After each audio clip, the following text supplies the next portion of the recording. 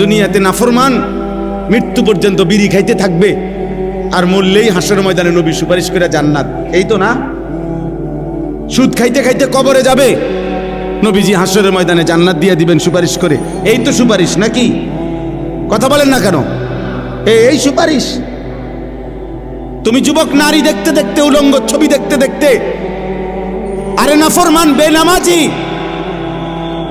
এই সেজদাবিহীন কপাল নিয়ে তুমি কবরে যাইবা, আর নবী তোমারে সুপারিশ করে জান্নাত দিয়ে দিবে। এইটা নি সুপারিশের অর্থ?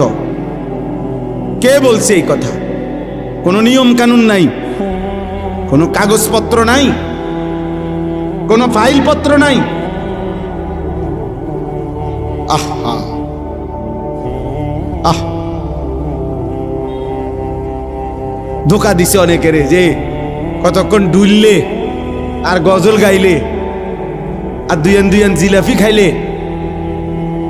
আর মুখে শুধু কইবা বিড়ি খাও আর সিগারেট খাও, সুদ খাও আর ঘুষ খাও, বেড়ি তোমার পর্দা করুক বা না করুক, হালাল হারাম মানো আর না মানো, শুধু কইবা নবীরে ভালোবাসি। এটা মুখে কইলে সারবো, এটা মুখে কইবা, শুধু এটা মুখে শুধু বলবা, গুনাহ ছাড়তে হবে না, বন্দেগী করতে হবে না, এমনি এমনি সুপারিশ হয়ে যাবে। সুপারিশের মানে এই, হাউজে কাউসারের পানি আপনি সাফ কলের পানি আপনি সিপ দিবেন আর পানি পরে যাব। এটার জন্য কোনো কাগজপত্র দেখাইতে হবে না, এটার জন্য কোনো আমলনামা দেখাইতে হবে না। তাহলে